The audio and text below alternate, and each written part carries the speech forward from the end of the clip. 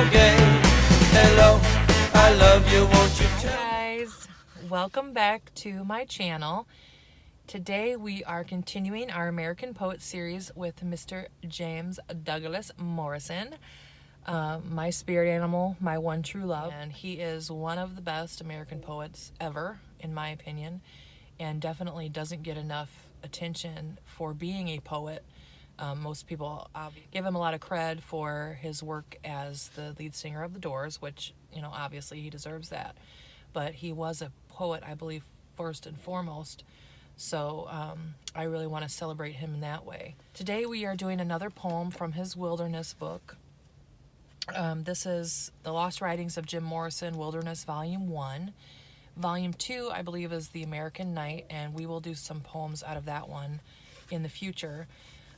But right now we're going to do another one from this book, and I will put a link down below if you want to purchase the book if you don't have it, and I would really recommend that you do.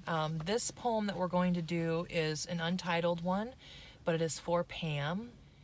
Pamela Corson was Jim's consummate companion. She was his girlfriend. He was not a faithful boyfriend. They never did get married, but lived together on and off, and were together for many years on and off. You know, always together, but also, you know, seeing other people and that sort of thing, both of them. Their relationship was very tumultuous, but I think it's pretty obvious that he really did love her in his way, and she him. So this poem is an untitled one, but it is dedicated to her, and I hope that you enjoy it. I think I was once, I think we were. Your milk is my wine, my silk is your shine. I hope you enjoyed it. It's a very short, very sweet poem, a dedication to her.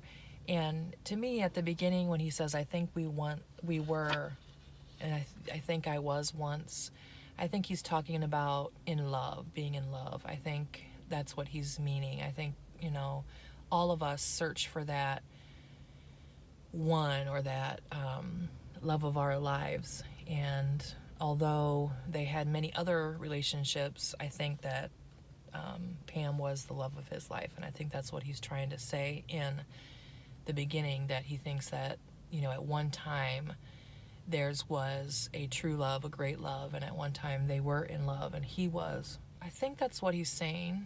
And the second part, when he's talking about your milk is my wine, my silk is your shine, I think that's pretty apparent that he's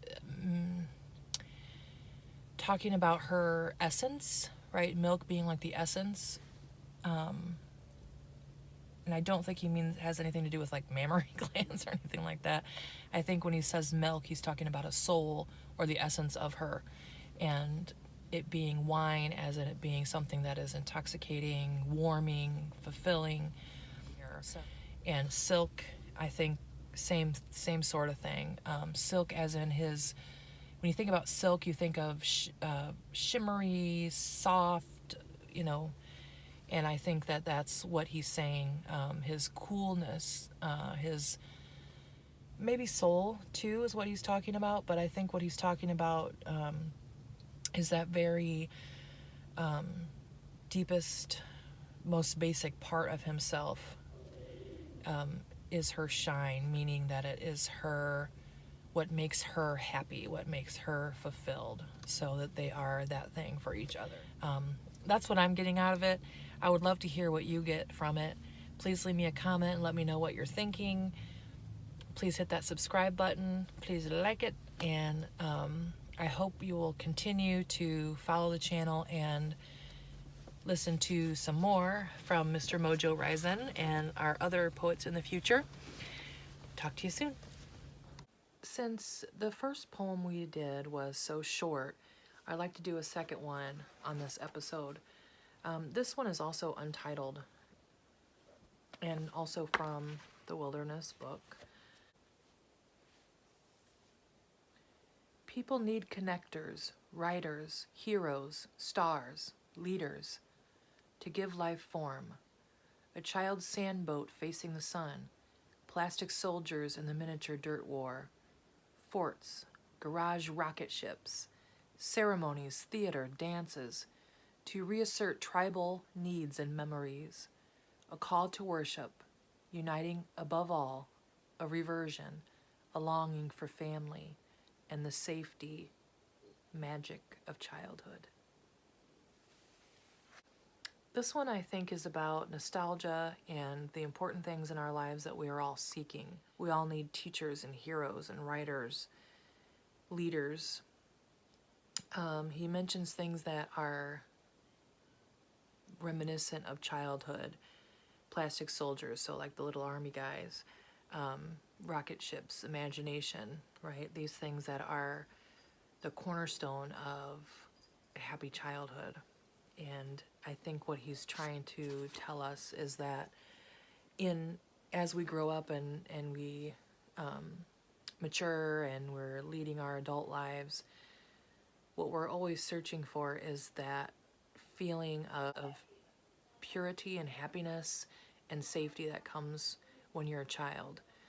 The knowledge that you're taken care of, that someone is keeping you safe, someone is leading you, someone is loving you. And I think that in Jim's opinion, that magic of childhood is something that we're all constantly in search of throughout our lives. And that childhood is a kind of magic, a magic where you are safe, where you are open to play and do and imagine and think, and for a very short time in our lives, we are pure and unaffected by the world around us. And I think that that's what he's, hearkening back to, and in a way missing and longing for that time.